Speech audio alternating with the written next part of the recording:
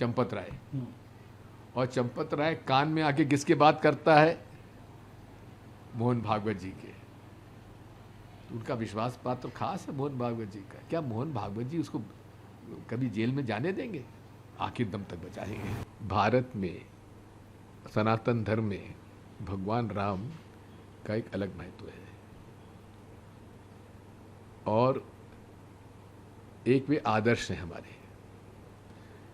इसलिए भगवान राम के प्रति आस्था हमारे लिए एक जीवन का एक लक्ष्य है कि हम भगवान राम के भक्त हैं। और विशेषकर मेरा परिवार राघवगढ़, राघव जी का मंदिर है, बहुत पुराने समय से वहाँ हमारे जोत जल रही है। और जब शिला पूजन का रथ यात्रा निकली, हमने उसमें भी चंदा दिया। मैं कांग्रेस का मेंबर हूँ, लेकिन राम जी का भक्त हूँ। तब भी हमने चंदे का हिसाब मांगा, चंदे का हिसाब फिर नहीं दिया। बाबरी मस्जिद गिर गई, उसके बाद भी इन्होंने चंदे का हिसाब नहीं दिया। फिर नरसिम्हा राव जी ने 62 एकड़ ज़मीन एक्वायर करके राम मंदिर निर्माण के लिए कोशिश की। राजीव गांधी जी के समय ताले खुले, और हमें इस बात की प्रसन्नता है कि गोरखनाथ मठ के प्रमुख आज वहाँ के मुख्यमंत्री हैं। जिस गोरखनाथ मठ ने राम जन्मभूमि की लड़ाई लड़ी, 100 वर्षों से ज़्यादा वो लड़ाई लड़ रहे हैं, निर्मोही अखाड़ा और गोरखनाथ मठ। तो अच्छा, आदित्यनाथ जी के जो गुरु थे वो हमारे साथ मेंबर पार्लियामेंट थे, उनके साथ में मेंबर पार्लियामेंट था 91 to 93, 94।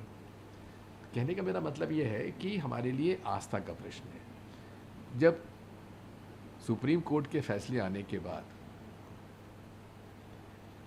ये सर्वसम्मति होगी, नहीं मंदिर बनने दीजिए, और मुस्लिम्स के लिए 5 एकड़ ज़मीन और अच्छी वहाँ पे एजुकेशन कॉम्प्लेक्स और मस्जिद बनाने के लिए पैसा भी दिया। उसका तो निर्माण अभी तक हुआ नहीं, लेकिन मंदिर का निर्माण हो गया। अब मंदिर का निर्माण कराने की जवाबदारी किसकी थी? नृपेंद्र मिश्रा जी की। नृपेंद्र मिश्रा जी कौन है? सबसे विश्वास पात्र माननीय प्रधानमंत्री जी के प्रिंसिपल सेक्रेटरी रहे। वो खुद कह रहे हैं कि बहुत लूट हुई है, डकैती हुई है, लेकिन अब उनके निर्माण काम में भी मालूम पड़ रहा है कि उसमें भी कमीशन 40% लिया जा रहा था। और अब तो पत्थर सप्लाई करने वाला व्यक्ति कह रहा है कि मैं तो मुफ्त में देना चाहता था, उन्होंने कहा कि मुफ्त में नहीं लेंगे, हम आपको बिल देंगे 2100 करोड़। अब आप मुझे बताइए, क्या नृपेंद्र मिश्रा जी भी इसमें शामिल हैं क्या? आपने क्या किया? जब तक ये प्रकरण सामने नहीं आया, आप चुप मौन क्यों रहे? आप पर भी जिम्मेदारी आती है। नृपेंद्र मिश्रा जी का मैं बहुत सम्मान करता हूँ, बहुत अच्छे अफसर रहे हैं, लेकिन ये अब आप अगर उसमें इतने प्रभावशाली हैं मोदी जी से, तो कहिए अपनी छवि बचा लीजिए। मोदी जी आप बदनाम हो रहे हैं, बता दे रहा हूँ। मैं मोदी जी से कह रहा हूँ कि लोगों में आपके प्रति जो इज्जत थी ना, आप समाप्त कर रहे हैं। आप ये जितने ये चंपत राय जैसे लोग, ये चंपत राय आपका सगा हो गया। इससे ज़्यादा भ्रष्ट आदमी कोई मिलेगा नहीं, जिस पर कि महिपाल सिंह, आप ही का कार्यकर्ता, वो कह रहा है कि 2021 से लगातार 5 लाख की गड्डी अलग अलग निकालते थे ये रोज का। अब आप समझ लीजिए, अरे 40 दिन में 71 बार इन्होंने उसमें पैसा निकाला है, और उसके सीसीटीवी कैमरे के डिलीट किए। वो तो आजकल तो सब रिकवर हो जाता है, तो एसआईटी रिकवर क्यों नहीं कर रही है? दूसरी बात यह है कि नेशनल हेराल्ड पे तो इन्होंने कहीं मतलब कोई कैश का ट्रांजैक्शन ही नहीं है, उस पर आपने ईडी लगा दी। प्रियंका जी पर इस उम्र में उनको आपने सोनिया जी पर आपने केस लगा दिया, उनकी आपने पेशी कराई। राहुल जी को घंटों आपने 2-2, 3-3 दिन तक उनके आपने बयान लिए, लेकिन यहाँ खुलेआम जब पैसा लिया जा रहा है, चोरी की जा रही है, आज तक ईडी कहाँ है?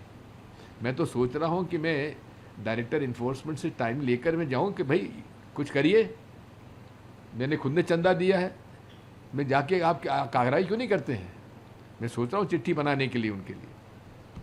दूसरी बात यह है कि कल जो होना था हमें तो पहले से मालूम था, ये होगा कि इस्तीफ़ा मंजूर किया जाएगा, फिर उनके लिए 2-3 बातें कही जाएंगी, बहुत ईमानदार है, बहुत सरल व्यक्ति है और ऐसा है और बड़े सेवा करता है और बड़ा धार्मिक है, वही कहा, लेकिन जवाबदारी तय नहीं करी।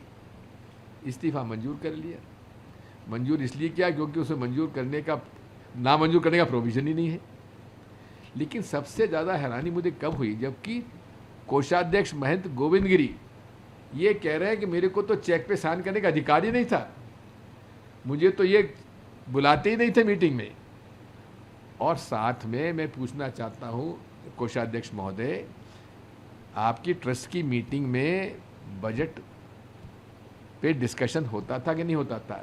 बैलेंस शीट आती थी कि नहीं आती थी? क्या बैलेंस शीट भी आपके ऑडिटर ने आपको नहीं दिखाई?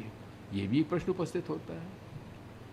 बात यह है कि इसमें छोटी मछली पकड़ गई, मगरमच्छ नहीं पकड़े।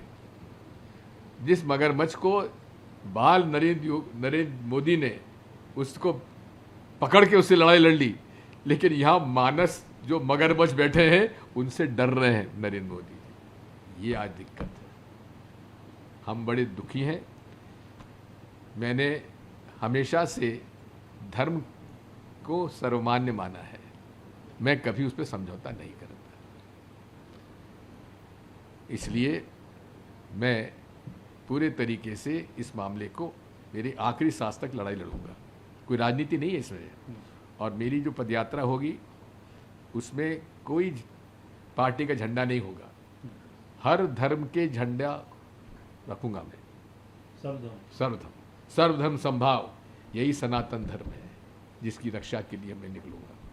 कब से निकल रहे हैं आप? पहले मैंने 2 अक्टूबर का सोचा था, लेकिन अभी मेरे पास कुछ लोगों ने सुझाव दिया, मैंने नर्मदा परिक्रमा भी दशहरे से चालू किया था, तो ये भी मैं दशहरे से 20 अक्टूबर से शुरू करूंगा। तो कहाँ से शुरू होगी और किन के लिए आह्वान है, किन को जुड़ने का आह्वान है?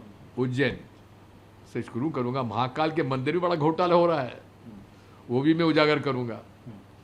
तो इसलिए महाकाल के मंदिर का घोटाला और राम मंदिर घोटाला, शिव जी को, ये हमारे राहुल गांधी शिव भक्त हैं, उनके मंदिर में भी घोटाला, और राम भक्त दिग्विजय सिंह है, उनके मंदिर में घोटाला। तो इसलिए हम उस घोटाले को पकड़ने के लिए अधर्म पर धर्म की विजय हमारी मांग है। और इस ट्रस्ट को भंग करो, और नरसिम्हा राव जी ने जो रामालय ट्रस्ट बनाया है उसको आप स्थापित करो, और उसमें 5 शंकराचार्य जी उसके सदस्य हो, और 5 शंकराचार्य जी से 5 नाम लीजिए जो ईमानदार अफसर हैं। उन ईमानदार अफसरों में, चाहे रिटायर्ड हो या फंक्शनल हो, उनमें से किसी को आप सीईओ बनाइए।